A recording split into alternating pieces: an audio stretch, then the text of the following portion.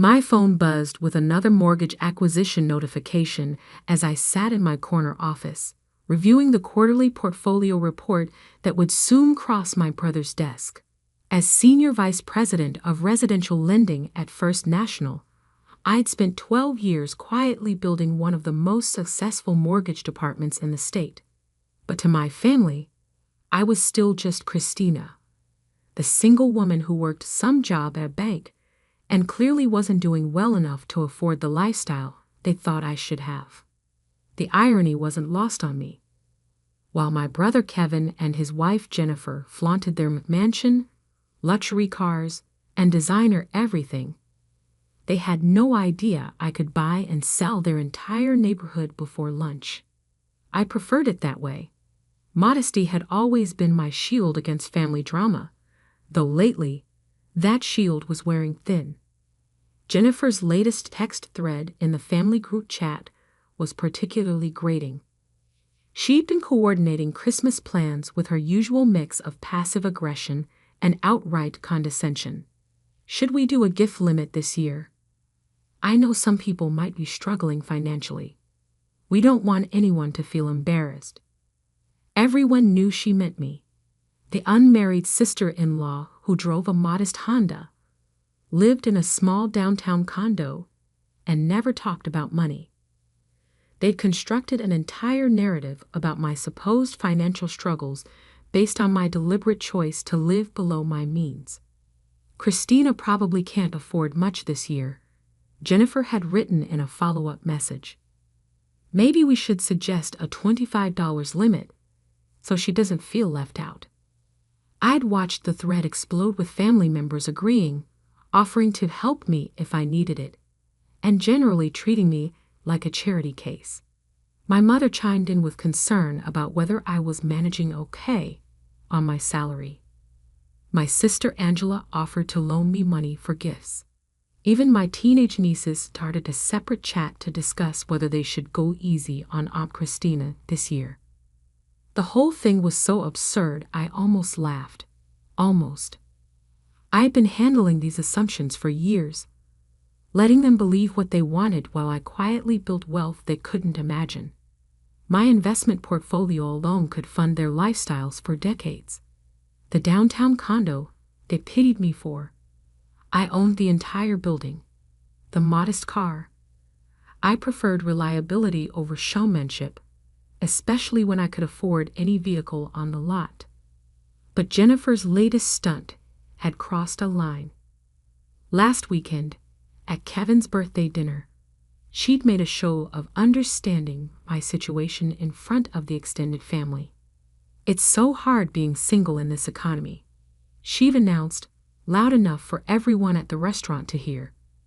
Christina's doing her best, but you know how expensive everything is when you're only supporting yourself on one income. The implication was clear. Poor Christina, struggling alone while Jennifer and Kevin thrived as a power couple. Never mind that Jennifer hadn't worked since marrying Kevin 5 years ago, or that their success was built on maxed-out credit cards and a mortgage that pushed their debt-to-income ratio to dangerous levels. I knew because I'd seen their file. It wasn't intentional snooping. Kevin had applied for a home equity loan through our bank 6 months ago, and his application had been randomly assigned to my department for review. Standard protocol required me to recuse myself due to the family relationship, but not before I'd seen enough to understand their true financial picture. They were drowning. The house, the cars, Jennifer's shopping habits, it was all funded by debt. Their equity was virtually non-existent. Their savings account barely covered a month of expenses, and they were 3 payments behind on Jennifer's BMW. The home equity application had been their desperate attempt to consolidate debt before it all collapsed. Of course, they'd been denied. Their debt-to-income ratio was already at 47%, well above our guidelines. But Kevin had never mentioned the rejection to the family, allowing them to continue believing in the illusion of his success. Now, as Christmas approached, Jennifer had decided to make my supposed poverty the family's holiday entertainment. The gift exchange at my parents' house was shaping up to be her grand performance, where she'd play the generous sister-in-law, graciously accommodating poor Christina's limited budget. I scrolled through the family chat again, watching them plan around my imagined financial constraints. My father suggested lowering the gift limit even further. My mother wondered if she should slip Christina some extra money for shopping. Angela offered to take me to the outlet mall for deals. They meant well, but their assumptions stung more than I cared to admit. Not because I was ashamed of my financial situation. I was incredibly proud of what I'd built.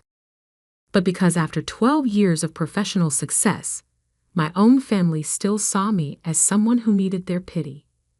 Maybe it was time to change that narrative. I pulled up the mortgage database and typed in their address. The Flemington property had been flagged for potential foreclosure proceedings within 90 days. Their primary lender, Coastal Banking Group, had already begun the preliminary paperwork. In the industry, we called it circling the drain. That point where borrowers were technically still making payments, but everyone could see the inevitable end approaching. Coastal was one of several smaller banks that regularly sold distressed mortgages to larger institutions like ours. It was a standard practice that helped them minimize losses while giving us opportunities to work with borrowers on more favorable terms. Sometimes we could save homes that other banks had given up on. Sometimes we could do other things entirely. I opened a new email to Patricia Morris, our acquisitions director, and began typing. Patricia, I'd like to discuss a potential mortgage purchase in the Flemington development. Priority timeline preferred. Please prepare the standard package for a cash acquisition within 30 days. I attached Kevin and Jennifer's property details and hit send. 30 minutes later, Patricia called. Christina, this is an interesting property. Small outstanding balance relative to the current market value, but the borrowers are clearly in distress. Coastal will probably take 60 cents on the dollar to move it quickly. Are we looking at this for the investment portfolio? Personal acquisition, I said simply. I'll fund it directly, outside of bank business. Patricia paused. In 12 years of working together, I'd never made a personal real estate request. Of course, I'll reach out to Coastal this afternoon. Should be straightforward. One more thing, I added. I prefer this to remain confidential until after the holidays. Understood. I'll handle it personally. The next 2 weeks passed in a blur of holiday preparations and banking business. True to her word, Patricia moved quickly on the acquisition. Coastal was eager to clear the distressed asset from their books, especially when we offered a cash purchase that would close before their quarterly reporting deadline. By December 20th, I'd owned my brother's house. The paperwork was beautifully straightforward. Kevin and Jennifer's mortgage had been transferred to me personally, making me their new lender. They'd receive notification after the holidays, along with information about their new payment arrangements. Nothing about their loan terms would change immediately. I wasn't interested in disrupting their Christmas with foreclosure threats. I was interested in something much more satisfying. The family gift exchange was scheduled for Christmas Eve at my parents' house. Traditional timing, traditional format. We'd draw names from a hat, exchange presents, and Jennifer would undoubtedly find some way to highlight my supposed financial struggles in front of everyone. Except this year, I'd be ready. I spent considerable time choosing Jennifer's gift. It needed to be perfect, something that would make my point without being unnecessarily cruel. After all, Kevin was still my brother, and despite their financial irresponsibility, I didn't want to destroy their Christmas entirely. I settled on an elegant envelope with the mortgage deed inside, along with a brief letter explaining the situation. Professional, direct, and absolutely devastating. Christmas Eve arrived with the usual chaos of family gatherings. My parents' house was decorated with their typical enthusiasm, lights on every surface, mistletoe hanging from doorways, and the massive tree that had been Dad's pride for 30 years. The whole family was there. Kevin and Jennifer, my sister Angela and her husband, my 2 teenage nieces, and my parents playing host to the crowd they'd loved having around them for decades. I arrived at 6, carrying a bottle of wine and the carefully prepared envelope that would change everything. Christina. Jennifer swept toward me with exaggerated warmth, air kissing both cheeks like we were at a charity gala. You look wonderful. That coat is so classic. Classic was Jennifer's speak for probably from 3 seasons ago, but I smiled and thanked her anyway. I love what you've done with your hair, she continued, examining my simple ponytail with a fake enthusiasm of someone making conversation with a distant relative. So practical for work. Kevin appeared with drinks, looking slightly uncomfortable. He'd always been better at reading family dynamics than his wife, and something in my expression must have warned him that tonight felt different. Good to see you, sis, he said, handing me a glass of wine. How's work treating you? Very well, I replied. Busy season. You know how it is in banking. Jennifer laughed, a sound like wind chimes in a hurricane. Oh, banking. So steady.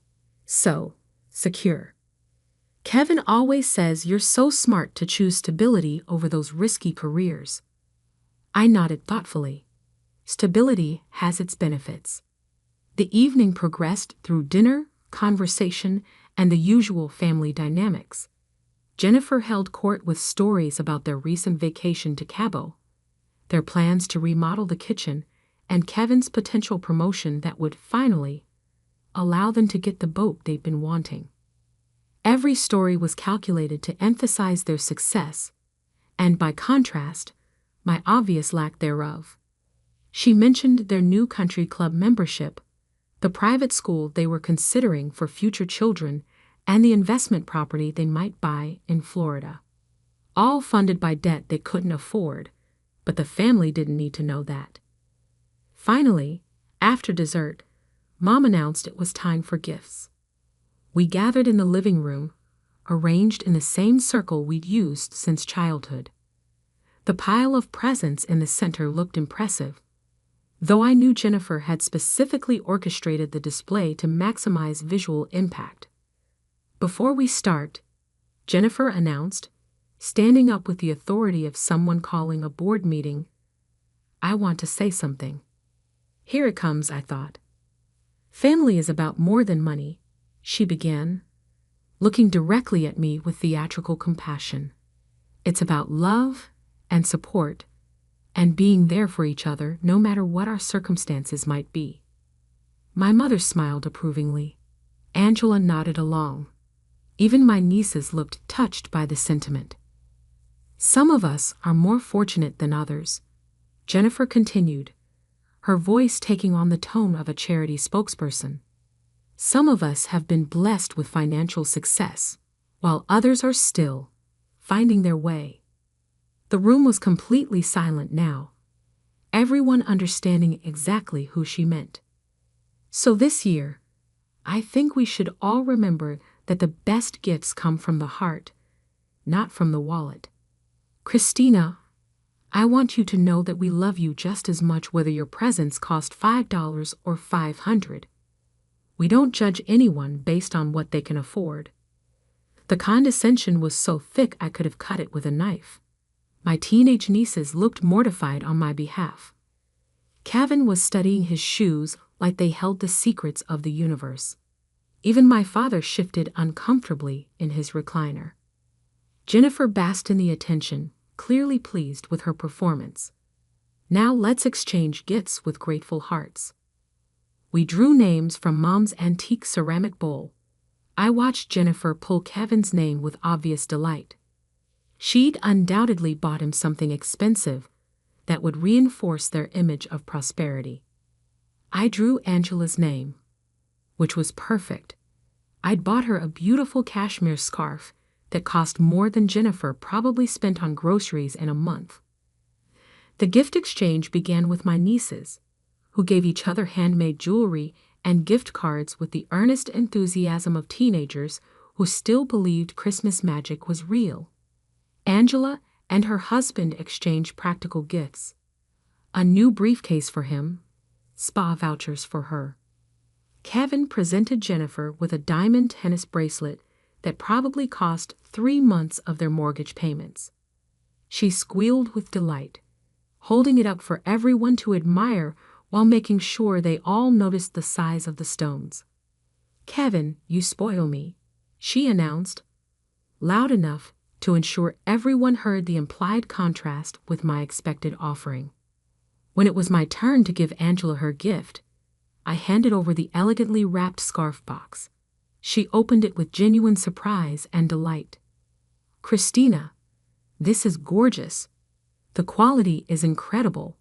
This must have cost a fortune." Jennifer's smile flickered slightly, but she recovered quickly. "How thoughtful. Christina has such good taste, even when she's being careful with her budget." Finally, it was Jennifer's turn to give me her gift. She presented a small box with a bow, her expression radiating the magnanimous joy of someone performing an act of charity. "I hope you love it," she said sweetly. "I thought about you the moment I saw it." Inside was a cheap bracelet from a discount jewelry store, the kind of thing that would turn my wrist green within a week. The price tag was still attached: $12.99. "It's lovely," I said, and meant it. The bracelet itself wasn't important. What mattered was the message. Jennifer had spent $13 on my gift while talking about not judging people based on what they could afford. "Your turn, Christina," Mom announced, clearly trying to move past the awkward moment. I reached into my purse and pulled out the envelope I'd prepared. It was cream-colored paper, heady stock, with Jennifer's name written in elegant calligraphy. "Here you go," I said, handing it to her with a smile. "I thought about you the moment I arranged it." Jennifer took the envelope with curiosity, probably expecting a gift card or maybe a heartfelt letter about sisterly love. The whole family watched as she carefully opened the flap. Her expression changed the moment she saw the first document. The color drained from her face as she pulled out the mortgage deed, her hands beginning to tremble as she read her own address at the top of the page. What is this?" she whispered. I maintained my smile, keeping my voice gentle and conversational. "It's exactly what you said.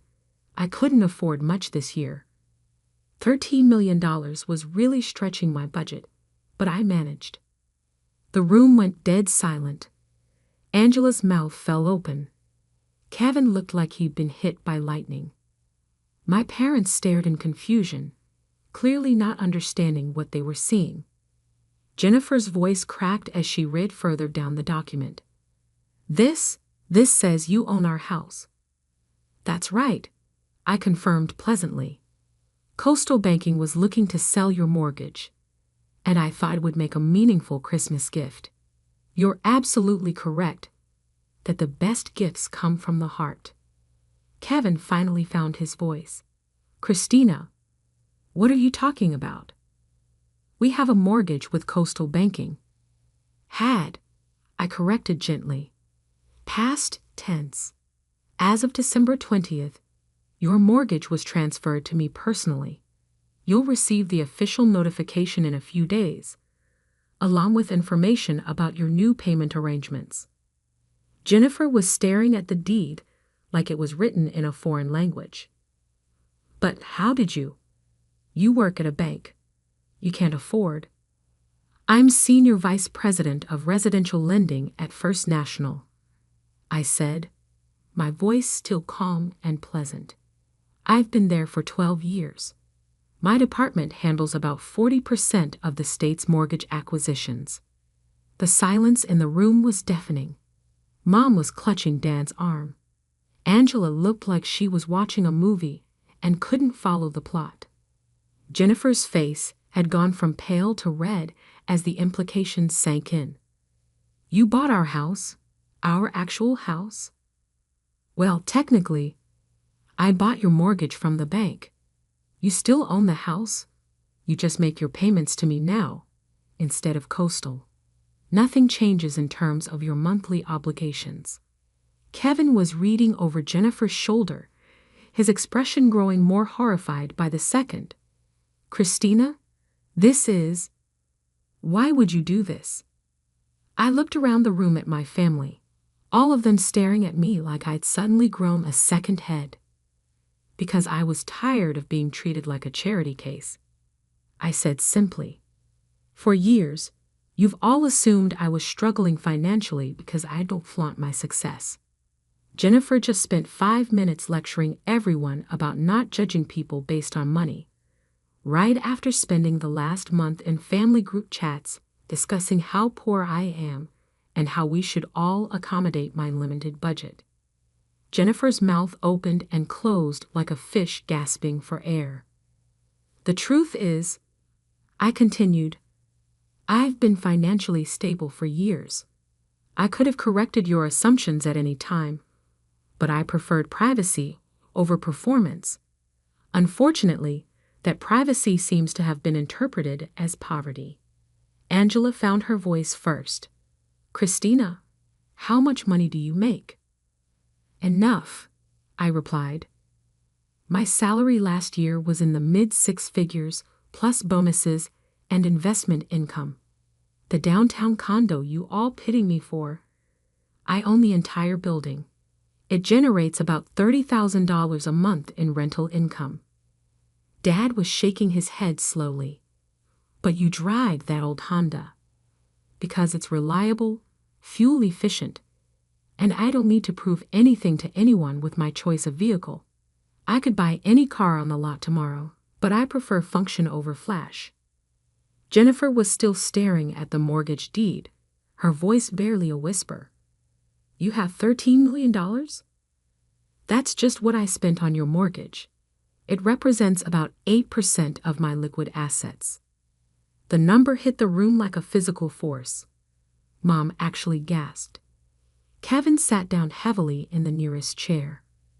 Jennifer looked up at me with something between fury and panic. But if you own our mortgage, that means you make your payments to me now, I confirmed. Same amount, same terms, same schedule. The only thing that changes is where you send the check each month. Kevin was running his hands through his hair, clearly trying to process the situation. Jesus, Christina. We had no idea. I know you didn't. That was intentional on my part. I prefer keeping my financial situation private rather than turning family gatherings into discussions about money. Jennifer's voice was getting shrill. But you let us think you were poor. You let us plan the whole gift exchange around your supposed budget problems. I let you assume what you wanted to assume, I corrected. I never asked for anyone to lower gift limits or accommodate my imagined financial struggles. Those were conclusions you drew based on your own perceptions. Angela was staring at me like she'd never seen me before. Why didn't you ever tell us? Because I didn't want our relationships to change based on money. I wanted to be loved for who I am, not what I have. Unfortunately, the absence of obvious wealth seems to have been interpreted as a character flaw rather than a personal choice. Jennifer was reading through the papers again, clearly looking for some kind of escape clause. This can't be legal. You can't just buy someone's house without telling them. It's completely legal, I assured her. Mortgage transfers happen thousands of times a day in this country. Banks sell mortgages to other financial institutions routinely. The only unusual aspect of this transaction is that the buyer is a family member. Kevin looked up at me with something that might have been respect. The home equity loan we applied for. You saw our application, didn't you? I nodded. It was randomly assigned to my department. I recused myself immediately due to the family relationship, but not before I saw enough to understand your financial situation. Jennifer's face went ashen. What financial situation? Kevin sighed heavily. We were denied for the equity loan, Jen. Our debt-to-income ratio is too high. But you said, I said we were exploring options. I never said we were approved. The family was watching this exchange like spectators at a tennis match, clearly trying to understand the dynamics they'd been oblivious to. Jennifer turned back to me, her voice desperate now. So what happens next? Are you going to foreclose on us? Raise our payments? Kick us out? Nothing happens, I said calmly. You continue making your payments exactly as you have been. The money goes to me instead of Coastal Banking, but your obligations don't change. But why would you do this if you're not going to change anything? I smiled, the first genuine smile I'd felt all evening. Because I wanted to give you something meaningful for Christmas. You've spent months worried about my supposed poverty, so I thought I'd share a little financial security with you. Jennifer stared at me blankly. Think about it, I continued. Coastal Banking was preparing foreclosure proceedings. Your mortgage was in distress, and they wanted it off their books. If I hadn't purchased it, you would have been facing much more serious problems in the new year. Kevin's head snapped up. Foreclosure proceedings? Preliminary stages? I confirmed. You're technically current on payments, but your overall financial profile made them nervous. Buying your mortgage removed that pressure. The room fell silent again as everyone processed this information. Jennifer was the first to speak, her voice small and confused. So you saved our house? I secured your housing situation, I said diplomatically. Considered a gift to the family. Angela spoke up tentatively. Christina, I think I speak for everyone when I say we owe you an apology. I shook my head. You don't owe me anything, but maybe next time, don't assume someone's financial situation based on their lifestyle choices. Mom was dabbing at her eyes with a tissue. Honey, we're so sorry. We had no idea. I know you didn't, Mom. And I'm not angry about the assumptions. I'm just tired of being treated like I need charity when I've been doing fine on my own. Dad cleared his throat, clearly struggling with the revelation. Christina, this is incredible. We're proud of you, sweetheart. We just wish we'd known.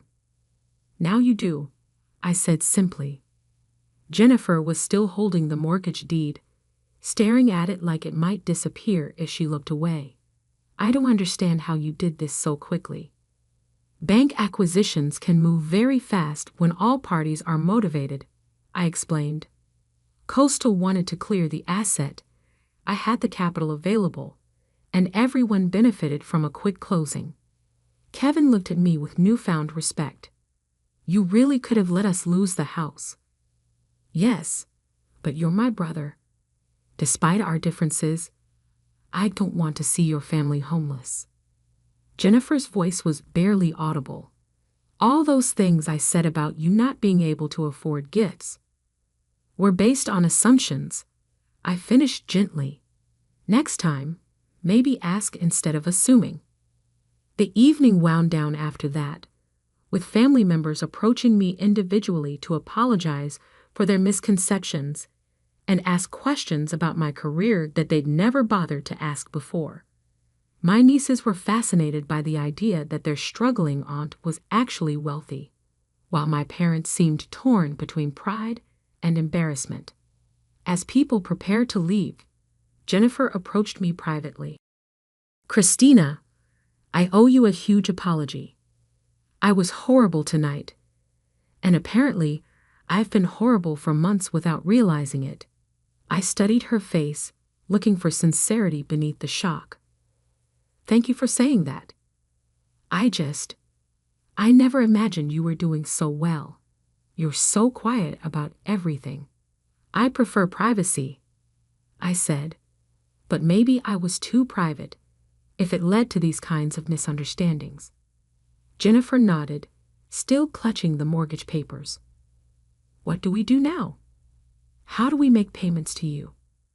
"I'll have my office send you the updated payment information after the holidays. Nothing changes except the address where you send the check." She hesitated, then asked quietly, "Are you going to tell everyone what you saw in our financial records?" I shook my head. "Your business is your business, Jennifer. I'm not interested in embarrassing you further." Relief flooded her face. "Thank you." As the family dispersed into the cold December night, I found myself feeling lighter than I had in months. The weight of their assumptions was finally gone, replaced by something that felt like genuine respect for the first time in years. Kevin caught up with me in the driveway as I was getting into my car. "Christina, wait." I rolled down the window. "What's up?" "Thank you," he said simply, "for saving our house and for not humiliating us in front of everyone about our financial problems." "You're welcome."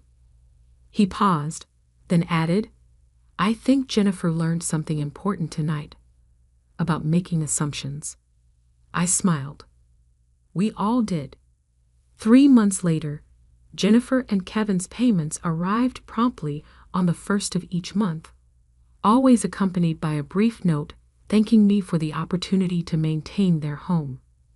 Jennifer had stopped making comments about anyone's financial situation at family gatherings, and had even started asking genuine questions about my work and investments.